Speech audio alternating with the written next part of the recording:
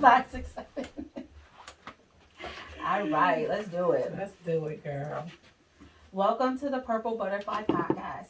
Today, my guest is Sabrina Betts, licensed real estate agent. Welcome, Sabrina. Welcome. Thank you, Danny. For coming into the podcast. Thank you, girl. I appreciate it. I appreciate you too. It's good to see you because I feel like I haven't seen you in real life person since my birthday. Oh, that was before. Yes, I was telling her. Yes, and that was before We had a the good pandemic. time. Yes, we did. yeah, we can't talk about no, that we on can't. live TV. Really No. Later on. Exactly. Got it. So thank you for coming in. Thank you. So I just want everyone to know that Sabrina is a wonderful real estate agent. Thank you so much because I You're purchased welcome. my home with you, and you didn't strangle me. So It was a process. that was a process. Mhm. Yes, it was. Home ownership is a process. So tell us a little bit about how you got into doing real estate. Like what's your why? Why? What's happening? What's with it? my why? That's a Mhm. good question. Well, first of all, I love real estate. Mhm. Love real estate. Always have. Growing up, we didn't live in a house, Mhm. so that is definitely a why. I always said I was going to purchase a house, and that was my I was determined to do that. That was not an option. Right. So purchasing that house was a determination. One thing we used to do, me and my girlfriend, on Sundays, true story, we would go get the Hartford Current back in the days when They had the real estate section. they had a real estate Yes, I section, was remember like that. thick like a Bible. We'll go in there and go to the open houses. Okay. Yes, we went to the open houses, go around and just check them out, and went from 1 or 2, maybe 2 or 3 that day. Liked the houses, but I really was checking out the people that was in the house, like, Okay. what are they doing here? How these agents get there? So I like the house part, but I wanted to be able to sell a house as well. Okay, so you were more interested in the process. The process Than actually the house itself. Yeah. Okay. So it's a little bit of everything, but the determination to purchase that house, that was definitely a determination. Okay. It was happening. Like it. So I like it. that's my big why. Okay, I like the why. Thank you. So the home ownership process right now, it is, I feel like, the seller's market. It's definitely the seller's market. Yes, because Definitely. these houses It's no joke. are no joke. Mhm. I'm like, holy smacks. Like even so my neighbor just purchased and they pay like almost double what we got mine for. Exactly. And I'm like, oh my goodness. I'm like, there's no way. That wouldn't have happened. It's a seller's market. Mhm. It really is. The Mhm. prices of the houses are probably 30% more than they was pre-COVID. Not only that, the buyers are outbidding, sometimes Yes. over purchasing the home for more than what Right. is listed for. Mhm. So a lot of times people are in bidding wars. Mhm. So not only the houses are priced high, and that's all over the country right Mhm. now, but then you have buyers that's actually buying the house more than what is listed, more than Right. what the listing price is, and they're in a bidding war. Right. I know someone who's looking, and she told me like they will go and look at the house before they can even get in the car good to even tell the Yep. real estate agent they are interested. The house is already off the market I'm because telling somebody you, else put a bid You in. have got to move. If you see something you want, something you like, and you have to be serious about your bid too. Right. It's not, I'm gonna go $10,000 below the asking price. No, $10,000 above the asking price, and sometimes that's not even good enough. Wow. $20,000 below Wow. above. So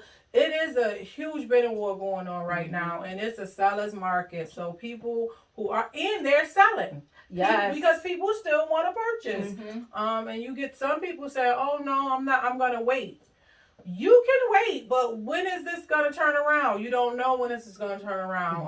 Mhm. The economy is crazy due to COVID right now. Right. You can't even get supplies in the grocery I store. know. Mhm. You go to the grocery That's store, true. some Mhm. shelves are empty. I just want some Gatorade. Thank like, you. I can't find Something, Gatorade anywhere. Exactly. And when did that become a problem? Right? Right? It's You know, Gatorade. thank you. Red juice. That's all.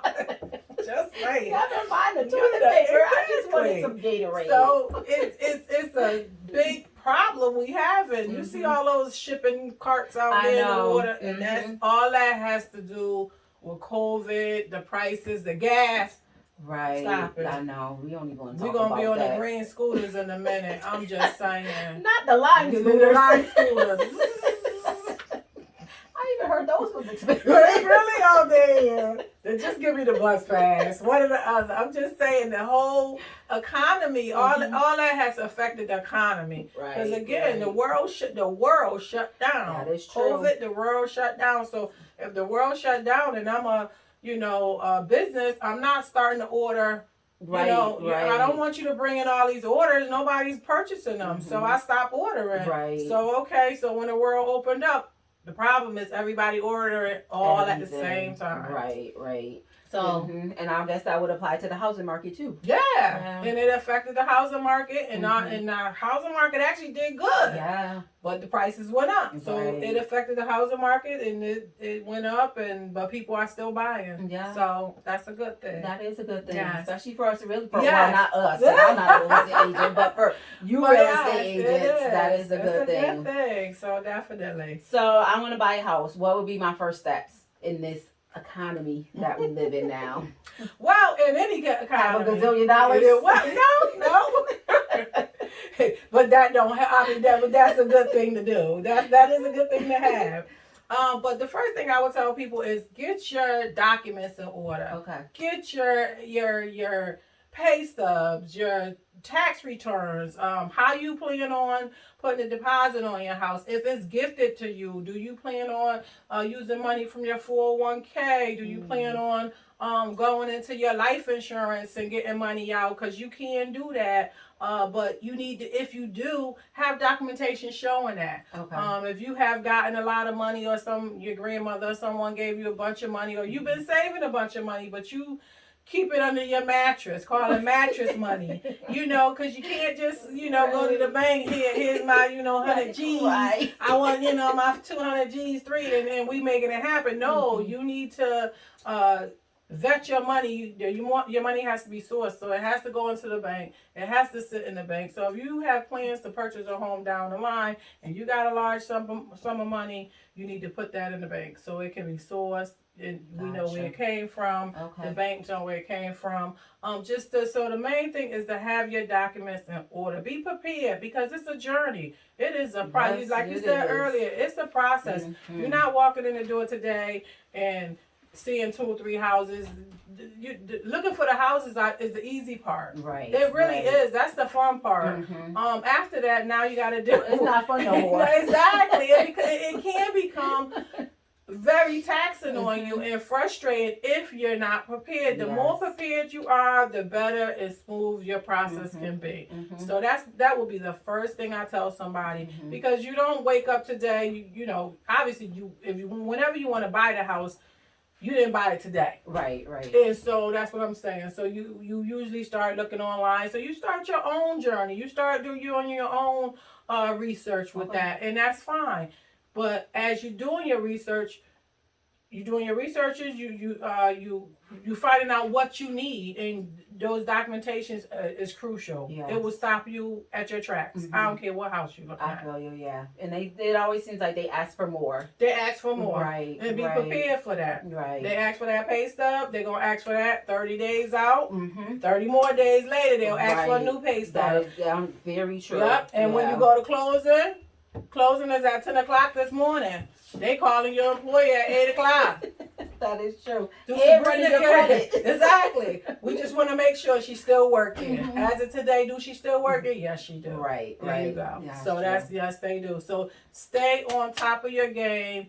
Get your paperwork together. Don't purchase crazy items, because that affects your credit score. Okay. Things like So that. don't go out and buy a new Bentley in the middle of. Just saying.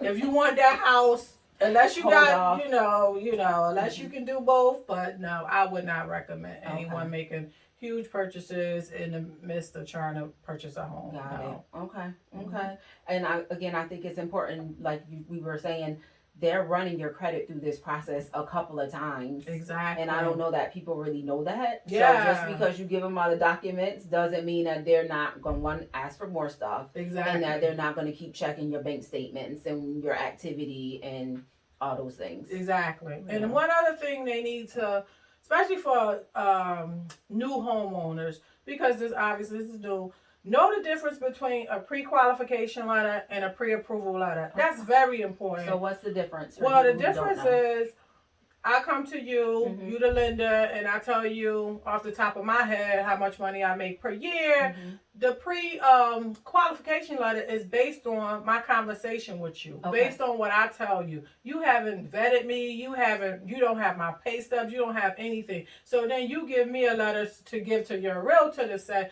okay, now you guys can go look at a house for $200,000 because Mhm. that's what we could possibly get you a loan for. The difference is the pre-approval letter is what you're actually approved for. Okay. As long as you don't go start doing other things. Mhm. So based on all the information or the job, your income, your debt to income ratio that you've given to the lender has figured out exactly how much you are approved for. Now you need to go out and start looking for your home. Now you have a solid number to work with. Mhm. I can work with 200,000, 300,000, for whatever your approval rate of whatever you're approved for. That's what you can work with. Got it. Pre-qualified is only based on what I tell you, Okay. and I may miss whatever the lender's looking for. I may miss all that information, and so when now I'm out here looking for this house for 300,000, and I'm really only qualified for 2. So with a pre-qualification, they haven't run your credit or done any of that stuff They yet? may run your credit. Mm-hmm. They could have done a soft pull or a hard pull, Okay. either way, but they're just looking at your credit score. You're telling them you make X amount of dollars, but you got to think about all the other moving parts to it. Behind that, you have the lender, but behind the lender is the underwriter. They may have all these other questions, and you want to make sure if you want to start, you want to do it right the first time. As right as you possibly can. Who wants to go out and find this house and say, okay, Mr. Linda or Mrs. Linda, I'm ready to purchase now. Okay, now I need 1, 2, 3, 4, 5, and now I have it. I give it to you. Oh, wait a minute. Mm-hmm. There's some discrepancies, or you don't actually qualify for 3. You qualify for 275. Right. Or And so you 250. can't get the house Exactly. that you want, right. Unless you come with the difference. Mm-hmm. So this is just a side question. This just Mhm. popped in my mind because this is a conversation I had with someone. Taxes. Mm-hmm. If I owe federal and state taxes, those need to be paid, right? Before I can purchase a home? You know how sometimes you Well, because your taxes are part of what you give to the lenders. right. So you have to give them your tax return. Now, I would say you probably could get on a payment plan, Mhm. but it's something you definitely would have to do Mhm. because I think that may cause a problem. I'm not 100% sure. Okay. I'm not the lending part. Right. But I would think common sense wise, if you owe taxes, especially it probably depends on the amount you owe, you need to be in the payment plan. Right. Because you have to have your taxes up to par, up to date when you do have your home. right. So on a side note with that is, if you own a mortgage company, you owe we owe our taxes on our home. If you don't pay their taxes on your home, the city or wherever you live at can come and take your home. You can owe the mortgage company all day. Taxes trump the mortgage. Oh, okay. All the time. That's good to know. So okay. that would definitely be a question for the lender, but I would say that is very important. It may be the case. If you owe taxes, maybe you can't purchase a home, Mhm. or you can get yourself in a payment plan and then go with the home buying process. So Right. that I would say what I told them was it should probably be paid. yeah. Well, like- either way, you should pay them. Right, Yeah. right, So but, nothing else, a payment plan. That's better. Let's Right. get that started. Because it shows the good faith and you're trying to get Exactly. it together. But Mhm. so again, on the flip side of that is that if you don't pay your taxes, you don't have to worry about the bank foreclosing. No, you don't, because The town is coming for the you? town coming for you, Okay. and they gonna get that. Yeah, and sometimes the banks will turn around and pay your taxes for you, and then they'll just yes. readjust your mortgage and put it in there Right. because they're like, No. This is our our asset. You have to pay this. Right, because they don't want to lose. They don't want to lose, and they sure don't want the house. Right. They're not in the business of home ownership. Exactly. They're in the business of making money. Right. And that's how they make their money. So they're gonna make sure those taxes are paid, even if they got to turn around and pay them for you.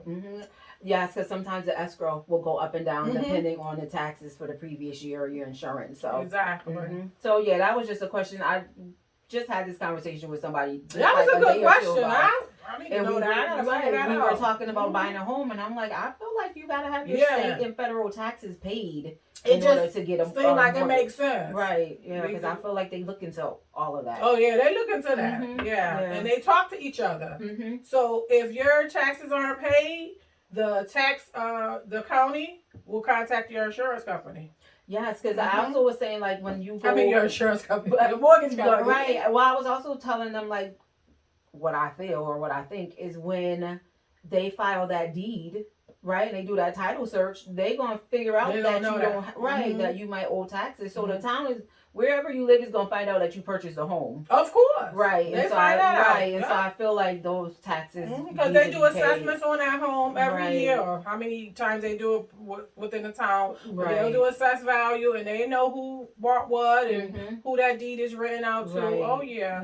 And the loan officer, they may do that before all this even starts to see whether or not you current. So they may do that themselves. I don't know again on that part, but they may do that themselves. Okay. So good to know. Yeah, that's good to know. We just had that. This was maybe like 2 days or so. How important is credit? This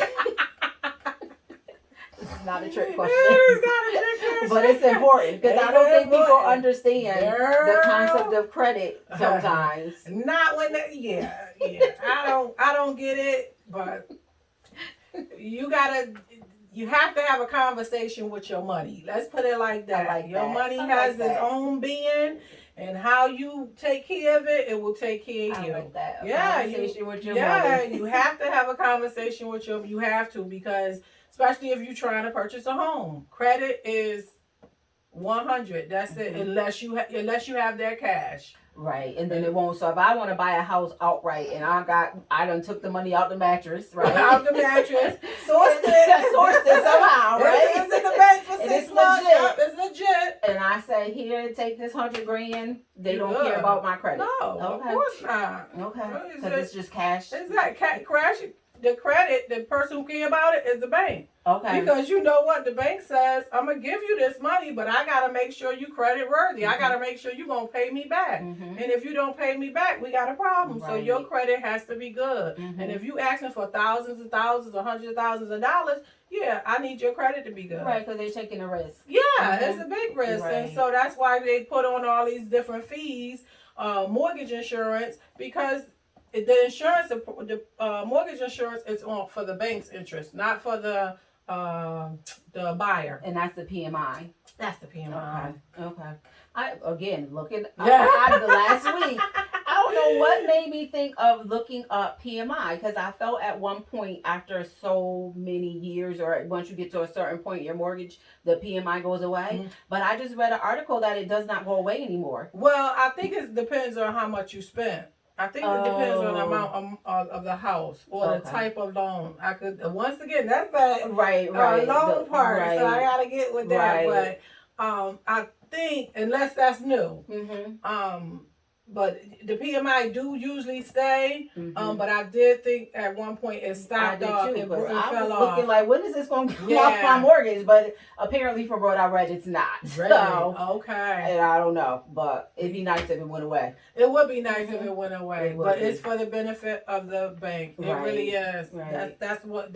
And they set that up. They set that up for the bank.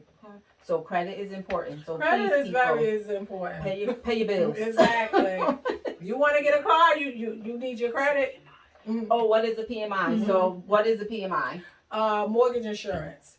And it's set up for the banks. They set it up so that you can pay it back. Right. So basically, if you foreclose, the bank gets their money. They get the house. They get the house, and so that insurance kind of makes sure that they're gonna get the house. Okay. Oh, it's theirs anyway. Well, yeah, that's true. You didn't pay it off Exactly. yet, so yeah, it's theirs anyway. You know, until you actually pay it off, until that deed is really in your name, and you know they're not on it. It's theirs anyway. But yeah, the PMI is what covers the bank, so you're paying into that. Right. Okay, got it. Well, I guess I'm still paying PMI, so. What you gonna do? We all are. It's rough. So if I have bad credit, is there anything that you were, because I recommend, and I say this because I saw your story, your video you did, right, about the credit repair. Yes. And so what would you tell me if my credit is like not where it needs to be, but I want to get a house? Okay. The first Pay your bills? Yeah. The first thing is have that conversation with your money. Seriously, if you got to lay it out, write it out, or however it is, you have to decide what bills you have, what can get paid, what can you call up, and again, just call a creditor. You owe the creditor. The bill doesn't go away. You owe it. So you either gonna pay it or you're not. Right. But you want this item, and you can't get this item until you take care of this. So you have to sit down and figure out what you can do, and call them up and tell them, I can give you $10 this month, $10 a month, and stay on it and be on an automatic payment plan. Okay.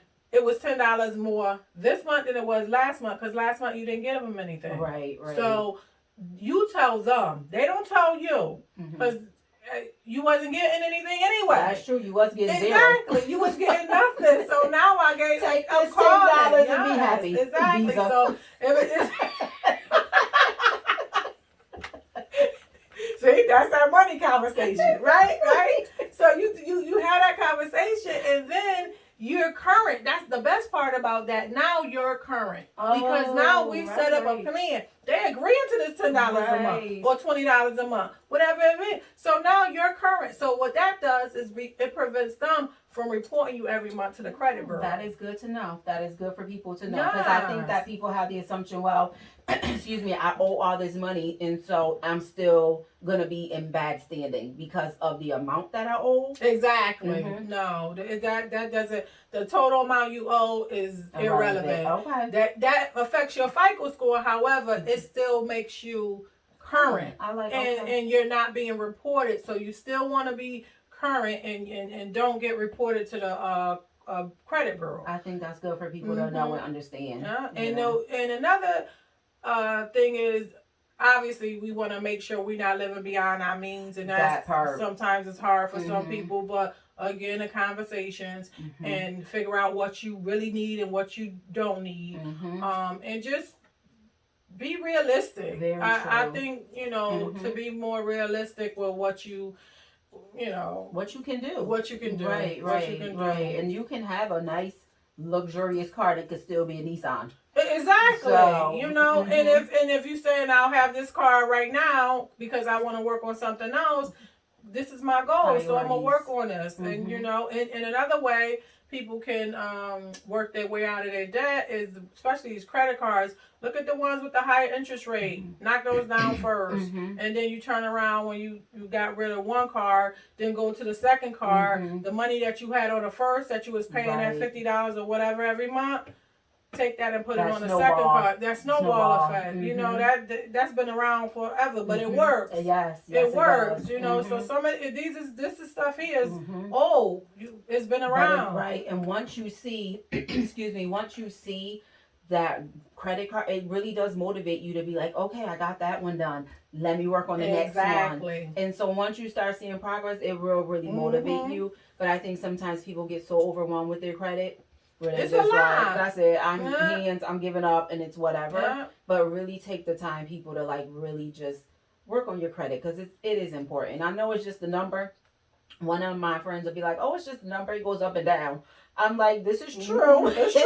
It's true. But you don't want it to go too down. No, you just want it to keep going up high. You do, and you want to be ready for, God forbid, something happen, you are ready. Right. If something happened, if it was an emergency and you needed to purchase whatever it may be, or you're a homeowner and your hot water heater just went. Right.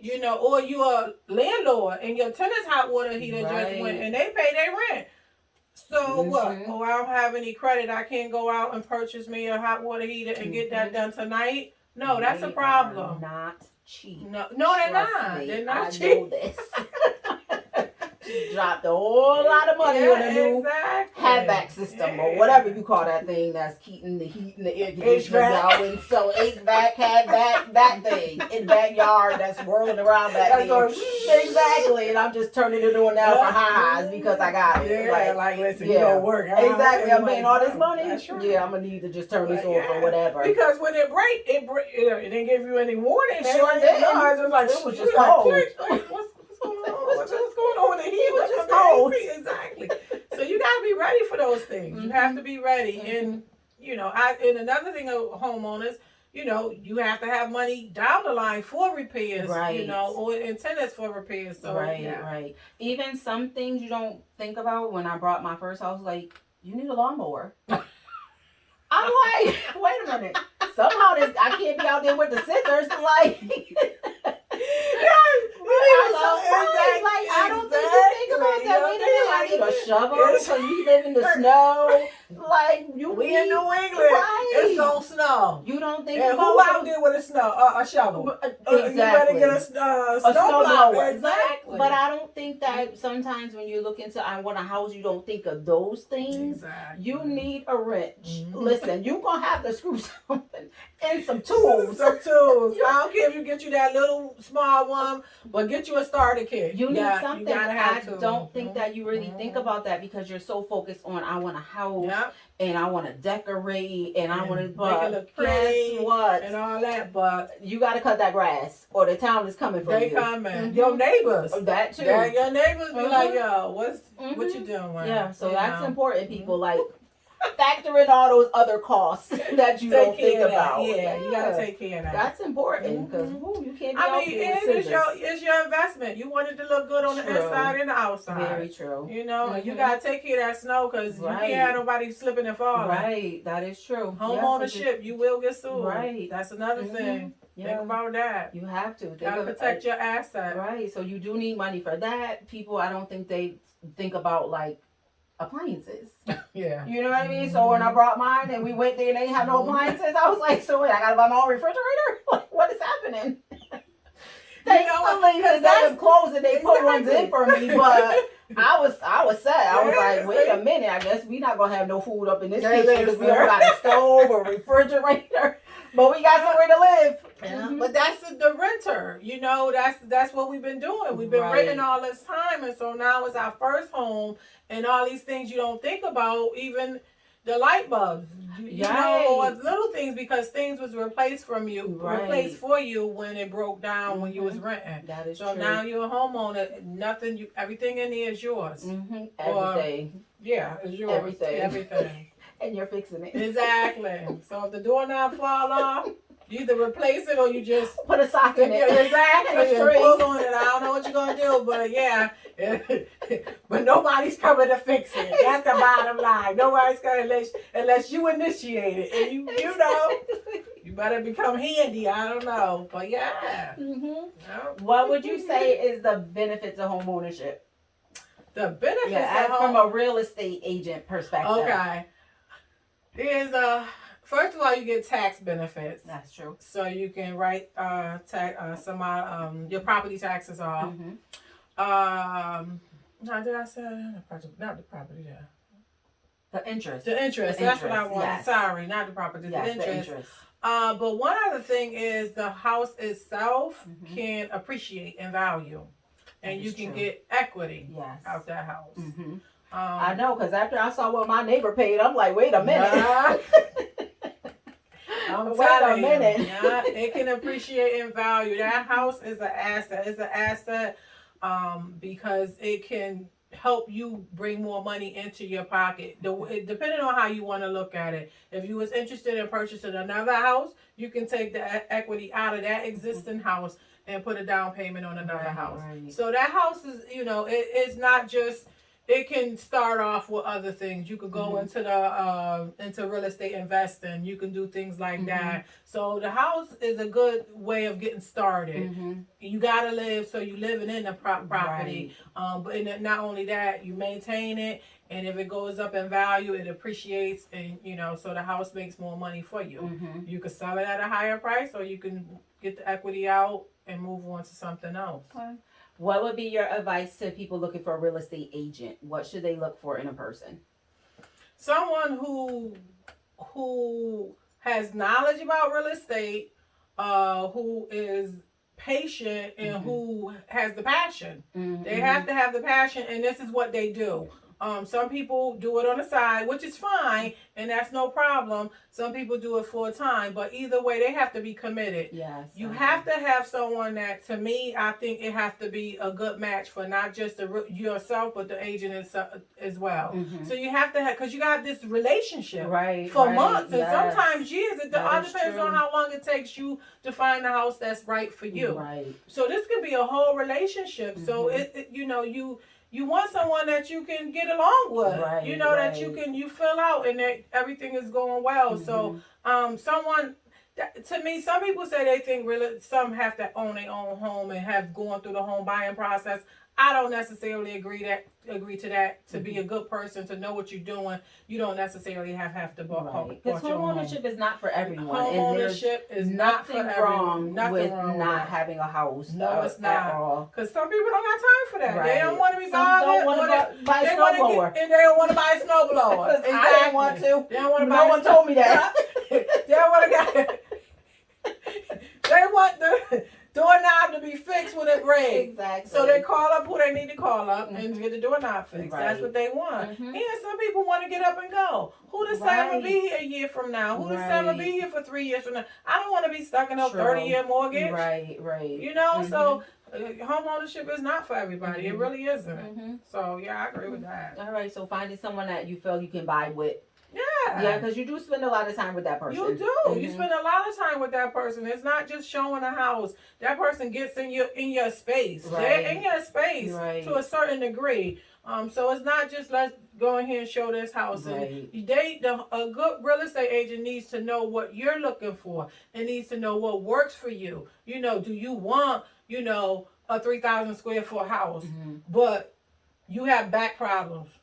That may not be the house for me. No, seriously. I know, that is because true. who's cleaning that house? Right, or walking up the steps. I'm thinking about all the steps in my house. Walking up the steps, exactly. So you got to think about what they're looking for. Are they, a new family? Are they looking to start a family? So even if they start a family and you got a 1,200 square foot house and they're in a 2-bedroom, that may be good for them, but they're in a 30-year mortgage. Right. So is a 2-bedroom necessarily what they need? Is it something do you want to look further out, especially if they saying, hey, chances are I'm gonna purchase this house and I'm not going anywhere. Right. Then maybe you need a 2.5. Maybe you need a 3-bedroom. Right. Things like that. You start having these conversations to try to figure out, because the worst thing you want to do is go around, look at all these houses and none of them fit your needs. Right.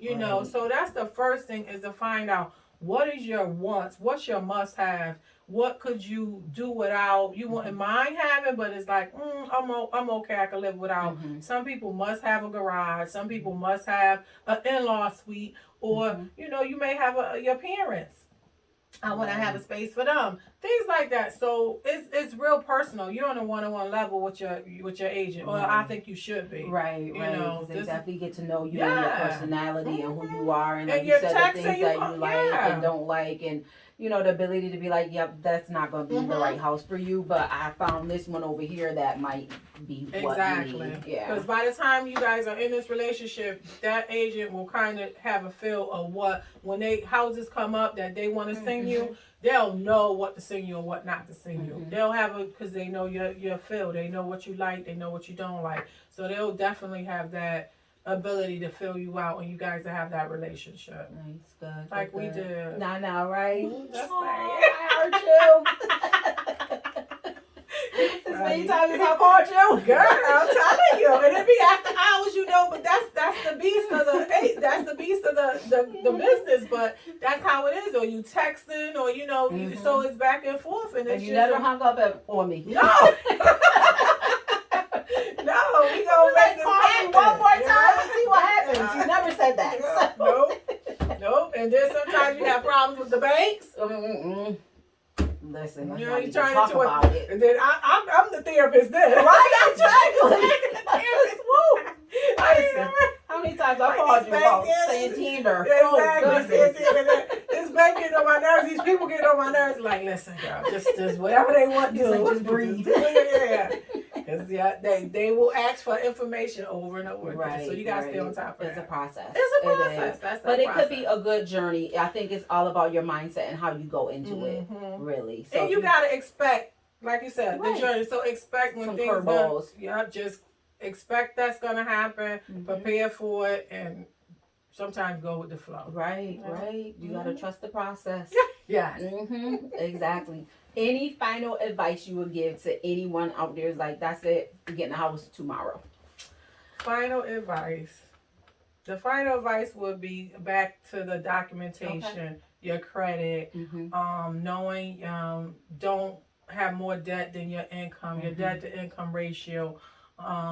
Just prepare yourself, educate yourself. You know, even if you gotta whatever you do, read, get on social media with the ones that's talking about, you know, don't just listen to anything, but educate yourself and start looking around and seeing what you're interested in, where you want to live, how many bedrooms and things like that. Think about it, really put some thought into it, and know if this is really what you want to do. Because what you want to do now may not work 6 months or a year from now. And once you're in it, you're in it. Once you're in it, you're in it. And you can't, you know, you have to sell it to get out of it. It's not, you don't just return it to the bank and walk away. I guess you could. Probably would be good. Financially, your credit, once again, back to that FICO, you need that FICO score.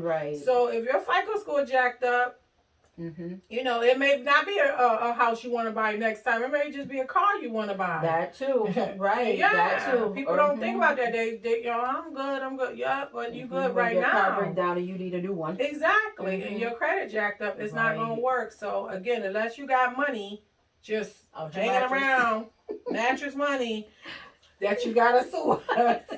But unless you have that, well, you know, but you have to have your money right. You have to have your documentation right, and again, interview your realtor, interview your lender. You don't have to go with the lender that you've been banking with for the last 50 years. That's good to know. Yeah, interview your lender. Your lender you don't have to just stick to that lender just because you walked in there and they gave you a pre-approval letter, or they gave you pre-approval letter.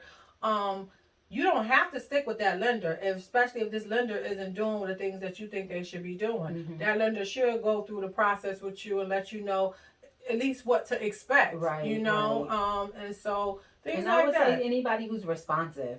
Yeah. If you feel like you're calling and asking a question and not returning your phone call or not emailing you back, that is not the lender. Because it will only get worse. Exactly. If you think you're not getting a response at the beginning. Exactly. Yeah. And then your anxiety is just going to increase because it's already a process that's just going to cause you to stress. Exactly. So yeah, definitely find someone who's responsive. Yeah. Even if it's, I'm really busy right now, I'll get back to you in 2 days. Just say something. Something opposed to nothing. Because you have to, that communication is key in this whole process. And there's so many moving parts, so many variables. So you have to make sure that things are on time.